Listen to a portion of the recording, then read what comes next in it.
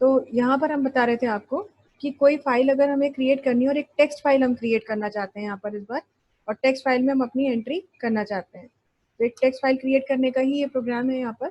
और इसमें क्या किया है सबसे पहले कि हमने अपना फाइल पॉइंटर बनाया है और एक कैरेक्टर ले लिया है। फाइल को हमने यहीं पर हमने वो एक अलग से प्रोग्राम नहीं बना रहे, यहाँ पर हमने एक फाइल को नाम दे दिया है। फाइल का नाम है ntest.txt और इसे W मोड में ओपन किया है क्योंकि हम ये चाहते हैं कि ये फाइल में पहले हम कंटेंट लिखें। ठीक है, इस फाइल में कंटेंट लिखने के लिए हमने यहाँ पर एक मैसेज डाल दिया है, enter text and press Ctrl Z to end. एक कैरेक्टर स्पेशल हम दे रहे हैं, जैसे हमने कल आपको बताया था कि $साइन या कोई और सिंबल भी दे सकते हैं। ऐसे ही हमने कह दिया कि जब आप डेटा एंड कर लें, आपका काम फिनिश हो जाए, तो आप Ctrl Z प्रेस करें। अब ये इस फाइल में रीड करना शुरू करेगा, कैरेक्टर को एक्सेप्ट करना शुरू करेगा। कैसे शुरू करेगा? इसमें हम सबसे पहले वाइल लूप चला रहे हैं और एक ch जो कैरेक्टर हमने यहाँ लिया था वही यहाँ पे लिया है कि ch में कैरेक्टर आए। और वो कैरेक्टर कैसे आएगा, उसके लिए हमने गेट कैर फंक्शन यूज किया है। और वो कैरेक्टर कब तक आए, जब तक कि वो एंड ऑफ फाइल पे ना पहुंच जाए। और कैरेक्टर्स यहाँ पर फाइल में पुट सी का मतलब वो कैरेक्टर्स उस फाइल में जाते रहें। और फाइल को हमने क्लोज कर दिया है। यहाँ पे सिर्फ इतना किया है, एक वाइल लूप चलाया, फाइल में कंटेंट्स आते जाएंगे और लास्ट में वही फाइल क्लोज कर दी है। इसके बाद में अब हम उसी फाइल के कंटेंट्स दिखाना चाहते हैं। एक ही प्रोग्राम में फाइल के लिए डेटा एक्सेप्ट किया है और उसी में हम कंटेंट्स दिखाना चाह रहे हैं। तो हमने यहाँ कह दिया displaying contents of text file, एक मैसेज प्रिंट किया और उसके बाद सेम फाइल को आर मोड में ओपन कर लिया ताकि हम उसे रीड कर सके। रीड करने के लिए भी क्या है, रीड करने के लिए भी आपको कैरेक्टर्स को एक्सेप्ट करना है, मगर यहाँ से एक्सेप्ट करने के लिए क्या फंक्शन यूज करेंगे, गेट सी। और गेट सी में क्या लिखेंगे कि फाइल पॉइंटर जिस फाइल को पॉइंट कर रहा है उसके कैरेक्टर एक्सेप्ट कीजिए तब तक जब तक कि वो एंड ऑफ फाइल पे ना पहुंचे। और हर बार वो कैरेक्टर किस में जाए, ch में आए, यानी हमारे कैरेक्टर वेरिएबल में आए। और जैसे ही वो कैरेक्टर वेरिएबल में आता रहे वो प्रिंट होता रहे। और उसके बाद हमने इस फाइल को फिर क्लोज कर दिया। तो यहाँ पर एक टेक्स्ट फाइल क्रिएट की गई है, उसमें कंटेंट्स लिखे जाएंगे। कंटेंट्स को लिखने के बाद में आप उसमें लगाएंगे अपना क्या नाम है, कंटेंट्स लिखे जाएंगे। लास्ट में हम एक अपना सिंबल यूज करेंगे जिसके थ्रू हम ये बताएंगे कि हमारी फाइल यहाँ पर एंड हो चुकी है।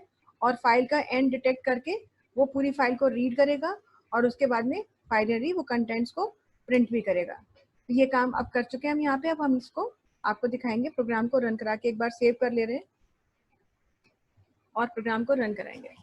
तो देखिए सबसे पहले लिख करके आ गया है enter text and press Ctrl Z to end. अब हमने यहाँ पे कुछ भी लिख दिया, मान लीजिए लिख दिया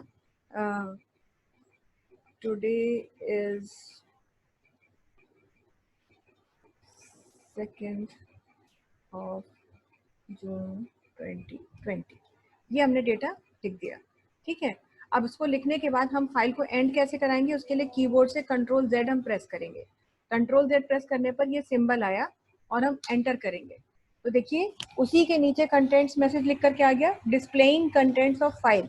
ये मैसेज हमने अपने प्रोग्राम में ही लिखा था और उसी के नीचे आपका डेटा भी आ गया, जो डेटा हमने ऊपर लिखा था। तो इस तरह से अगर आपको क्वेश्चन मिलता है कि एक टेक्स्ट फाइल के लिए डेटा एक्सेप्ट कीजिए और उसके कंटेंट्स को प्रिंट कराइए, तो यहाँ पर आप कंटेंट्स को ऐसे प्रिंट करा सकते हैं। या आपने कोई टेक्स्ट फाइल कहीं और क्रिएट की है, मतलब इस प्रोग्राम में क्रिएट नहीं की, लेकिन आप टेक्स्ट फाइल का नाम लेकर के फाइल पॉइंटर में फाइल को ओपन करके वैसे ही W मोड में सॉरी R मोड में रीड करके और फिर यहाँ पे कंटेंट्स को डिस्प्ले करा सकते हैं। तो एक प्रोग्राम है, ये प्रोग्राम भी आपका एग्जाम में कई बार आ चुका है कि एक टेक्स्ट फाइल के लिए कंटेंट्स लीजिए और उसे डिस्प्ले कीजिए। तो कुछ इस तरीके का प्रोग्राम ही आपको बनाना है। ये तो हो गई बात टेक्स्ट फाइल की कि आपने एक टेक्स्ट फाइल क्रिएट की, उसके लिए टेक्स्ट दिया आपने, और टेक्स्ट में मतलब हम सभी चीजें मान लेते हैं। लेकिन अगर आपको एक ऐसी फाइल लेनी है जिसमें आपको नंबर्स के फॉर्म में कंटेंट्स चाहिए, जैसे हो सकता है आपसे कह दिया जाए कि सैलरी का रिकॉर्ड फीड कीजिए या इस महीने की पूरी सेल फीड कीजिए, 5 लोग हैं, 5 लोगों ने सेल किया, वो फीड कीजिए, कुछ भी ऐसा डेटा जिसमें कि नंबर्स आप फीड करना चाहते हैं। तो नंबर्स को यदि आप फीड करना चाहते हैं तो नंबर्स को फीड करके टेक्स्ट को, और नंबर्स को फीड करके और नंबर्स की फाइल को आप रीड अगर करना चाहते हैं तो उसके लिए आप क्या करेंगे। तो इस तरीके का क्वेश्चन कुछ एग्जाम में मिल सकता है कि आप एक ऐसी फाइल क्रिएट कीजिए जिसमें आप नंबर्स में डेटा एंटर कराइए और उस डेटा को प्रिंट कराइए। तो इस तरीके से अगर आपको करना है तो आप क्या प्रोग्राम बनाएंगे। देखिए यहाँ पर भी वही सब कुछ है, बस यहाँ पर हमने एक इंटीजर लिया है, फाइल पॉइंटर लिया है। सबसे पहले फाइल पॉइंटर में फाइल को ओपन करा लिया और एक फाइल का नाम दे दिया। फाइल का नाम हमने रख दिया है ntest1.txt और ये फाइल हमने राइट मोड में यानी डब्ल्यू मोड में ओपन करी, क्योंकि पहले हम इस फाइल में कंटेंट्स लिखेंगे, इस बात का ध्यान रखते हुए कि वो कंटेंट्स सिर्फ और सिर्फ नंबर होंगे। ठीक है। अब उसके बाद में हमने यहाँ पे एक मैसेज प्रिंट किया है, enter sale and print control Z to finish, यानी सेल्स की हम रिपोर्ट बना रहे, सेल्स की हम लिस्ट बनाने जा रहे हैं, तो सेल्स की फिगर हमें फीड करानी है और जैसे ही सारी सेल फीड हो जाए तो कंट्रोल Z प्रेस करके हम ये बता दें कि इंडिकेट कर दें कि हमारी फाइल का एंड हो चुका है। अब ये जैसी सेल फिगर का मैसेज मिलेगा तो जो भी यूजर है वो सेल की फिगर फीड करना शुरू कर देगा। सेल की फिगर फीड करना शुरू करेगा तो हमारे कंपाइलर को डेटा एक्सेप्ट करना है। डेटा को एक्सेप्ट करने के लिए फंक्शन तो स्कैनफ लगेगा, लेकिन कोई एक वैल्यू तो है नहीं, बहुत सी वैल्यूज है, इसीलिए व्हाइल लूप में स्कैनफ फंक्शन लगाया कि ये तब तक डेटा को एक्सेप्ट करे जब तक कि एंड ऑफ फाइल पर ना पहुंच जाए। और पुट डब्ल्यू फंक्शन का यहाँ पर यूज किया है, जिससे कि वो जो नंबर्स हैं एन में जो फिगर्स आ रही हैं जिस फाइल पॉइंटर पे पॉइंट कर रहा है उस फाइल में वो वैल्यूज स्टोर होती जाए। और डेटा को एक्सेप्ट करने के बाद फाइल को यहीं पर क्लोज कर दिया है। इसके बाद में हमने फिर एक मैसेज लिखा, सैलरी लिस्ट ऑफ एम्प्लॉइज, माने कुछ भी लिख सकते थे, खैर जो भी आप फिगर फीड कर रहे हैं, तो हमने लिख दिया सैलरी लिस्ट, क्योंकि हम सैलरी की लिस्ट बना रहे हैं, सेल की लिस्ट बना रहे हैं, सॉरी सेल्स की लिस्ट बन रही है ये, तो ये सेल्स की लिस्ट हमने बना दी। अब यहाँ पर हम क्या करेंगे, वही फाइल जो ऊपर हमने क्रिएट की है उसी फाइल को फाइल पॉइंटर में स्टोर करेंगे, आर मोड में ओपन करेंगे। और आर मोड में फाइल को यानी रीड मोड में ओपन किया, और कब तक वो डेटा एक्सेप्ट करे, फिर से वाइल लूप चलाना पड़ेगा, तब तक जब तक कि एंड ऑफ फाइल पे ना पहुंचे। और वो डेटा जाए किस में, वो डेटा जाए एन के अंदर, पहले भी हमने एन में ही स्टोर किया है। तो 1 बाई 1 एन इंटीजर में वैल्यू आती गई, ऐसी अब हम यहाँ प्रिंट कराएंगे तो 1 बाई 1 एन की वैल्यू प्रिंट होती जाएगी। और अंदर हमने %d लगाया और डेटा को प्रिंट करा दिया।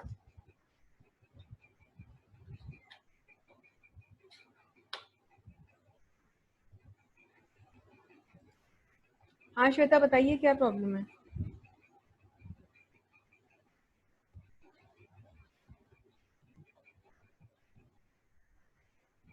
श्वेता आपने हाथ रेज किया है, हैंड रेज किया है, बताइए क्या प्रॉब्लम है।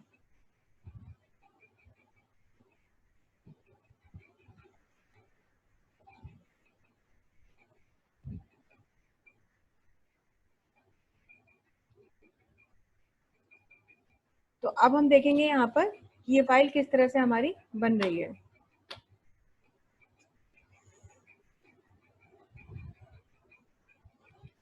चलिए तो अपने प्रोग्राम को यहाँ पर हम रन कराते हैं।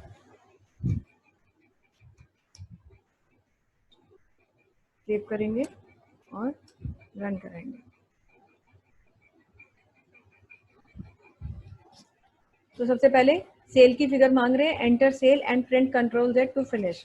तो कुछ लोगों की सेल डाल देते हैं, जैसे मान लीजिए हमने डाल दिया 20,000, एक वैल्यू डाल दी हमने 12,000 और एक वैल्यू डाल दी हमने 24,000। तीन ही वैल्यूज डाल रहे हैं।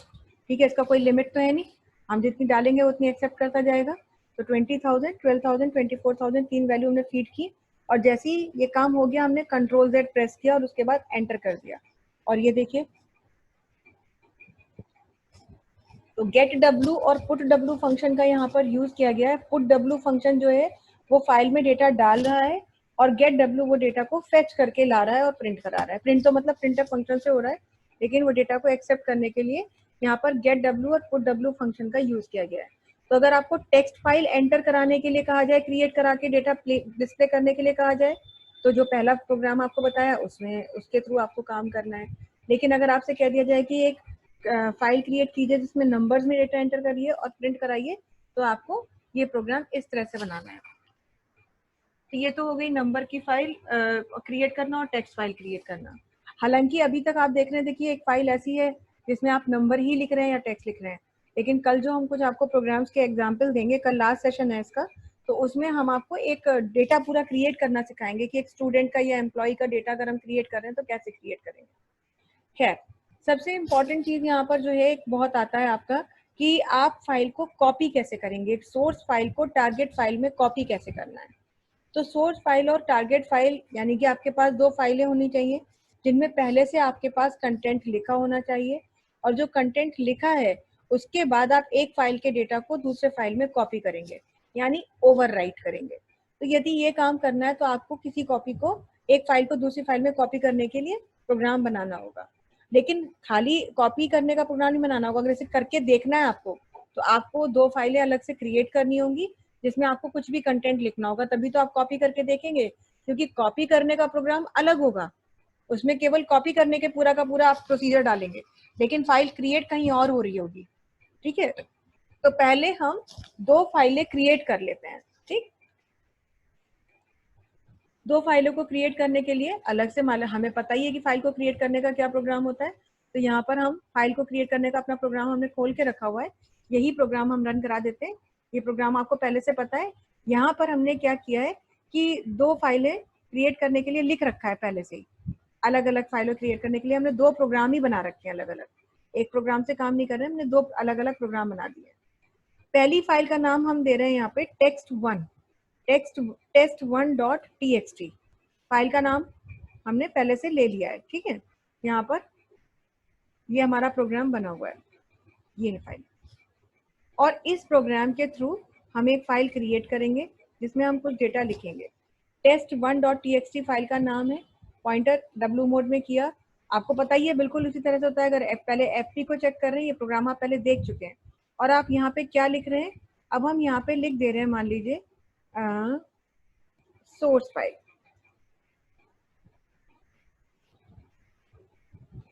ये हमने यहाँ पर डेटा लिख दिया है, यानी एक test1 नाम की फाइल क्रिएट करेंगे और उसके फाइल के अंदर क्या लिखा है, हमने लिख दिया है this is my source file. ये ऐसे हमने एक डेटा लिख दिया है और अब हम इसे सेव कर रहे हैं और प्रोग्राम रन कराएंगे ताकि हमारी फाइल क्रिएट हो जाए। ठीक,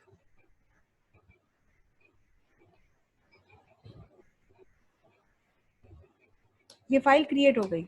अगर हमें कंफर्मेशन चाहिए था तो क्या करना था, कंफर्मेशन के लिए हम यहीं पर मैसेज डाल देते, प्रिंटेड फाइल क्रिएटेड सक्सेसफुली। तो उससे क्या है कि एक कंफर्मेशन हो जाता कि हाँ जी फाइल क्रिएट हो चुकी है। वापस से रन करा रहे हैं, प्रोग्राम को सेव कर रहे हैं और दोबारा से हमने रन करा दिया। तो ये मैसेज आ गया, इसका मतलब हमारी test1 नाम की फाइल बन गई और उसमें हमने लिखा है this is my source file. अब ये प्रोग्राम बंद कर देते हैं। ठीक है, और अपना दूसरा प्रोग्राम खोल लेते हैं। ये हमने बना रखा है test2 के लिए। सेव करेंगे एक बार इसको और यहाँ पर कुछ लिख दे रहे हैं, this is my target file. ये हमने test2.txt क्रिएट किया और यहाँ पर भी मैसेज डाल दिया फाइल क्रिएटेड सक्सेसफुली, ताकि हमें कंफर्म हो जाए। सेव करेंगे और वापस से रन कराएंगे। तो एक ही उसमें बनाया और दो प्रोग्राम अलग अलग बनाए, test1.txt और test2.txt नाम की दो फाइलें बना ली। अब अगर हम चेक करना चाहते हैं तो चेक करने के लिए फाइल्स को रीड भी कर सकते हैं। रीड करने के लिए हमारे पास भी अलग प्रोग्राम है। ये हमारा फाइल का प्रोग्राम है जिससे फाइल को रीड करते हैं। ये आपको कल बता ही चुके हैं, हम सिर्फ प्रोग्राम को रन करा रहे हैं। यहाँ पे हमने फाइल का नाम डाला test1.txt। तो देखिए वो कंटेंट लिख करके आ गया और दोबारा रन करा रहे हैं सिर्फ ये देखने के लिए कि क्या फाइलें सही से बनी और रीड की जा रही हैं। तो बन तो चुकी थी, वहां मैसेज मिल गया था, और रीड भी हो रही हैं। ये हो गया हमारा।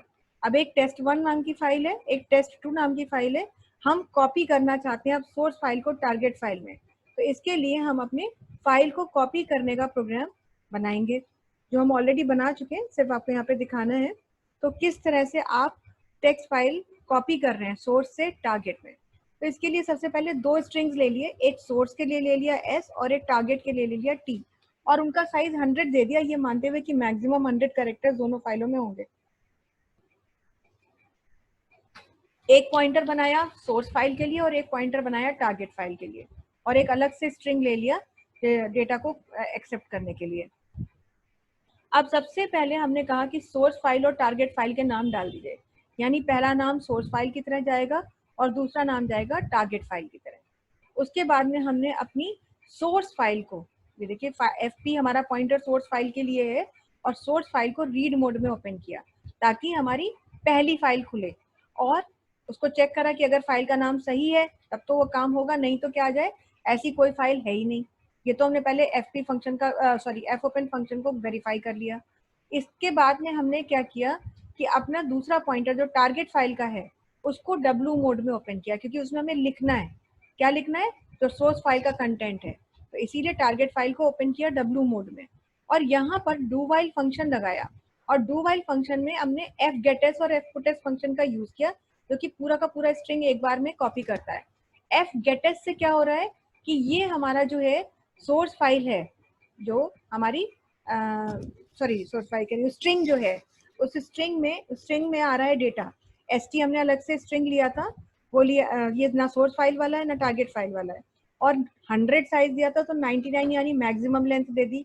और कौन सी फाइल का पॉइंटर एफगेटस किससे एक्सेप्ट करे, सोर्स फाइल से एक्सेप्ट करे, और डाले कहाँ, टारगेट फाइल में, इसीलिए पुटेस फंक्शन किसमें पुट करे, एसटी, वही स्ट्रिंग यूज हो रहा है मगर डाले किसमें, टारगेट फाइल में। और ऐसा कब तक हो, जब तक कि हम अपनी सोर्स फाइल के एंड तक ना पहुंच जाएं। इसीलिए पॉइंटर कौन सा यूज किया है, सोर्स फाइल का, लेकिन यहाँ पर एक फंक्शन यूज किया है। ये देखिए EOF नहीं यूज किया, यहाँ यूज किया है FEOF। और FEOF एक फंक्शन होता है जिसमें कि हम फाइल पॉइंटर डालते हैं, और सबसे पहले लगा दिया है नॉट ऑपरेटर, यानी कि ये काम तब तक हो जब तक कि हम फाइल के एंड ऑफ फाइल तक ना पहुंचे। कौन सी फाइल के, इस सोर्स फाइल के जिसका पॉइंटर यहाँ लिखा गया है। और उसके बाद में सोर्स फाइल भी हमारी क्लोज कर दी और टारगेट फाइल भी क्लोज कर दी, और यहाँ पर फाइल सक्सेसफुली कॉपीड का मैसेज भी डाल दिया। कॉपी हो जाएगी, लेकिन अभी आपको देखना है तो देखने के लिए फिर आपको फाइल रीड करने का ही यूज करना पड़ेगा फंक्शन, और कुछ काम आप नहीं कर सकते उसके अलावा, मतलब ऐसे नहीं कि इसी में सब कुछ हो जाएगा। चलिए अब हम इस प्रोग्राम को एक बार सेव कर रहे हैं और वापस से रन कर रहे हैं।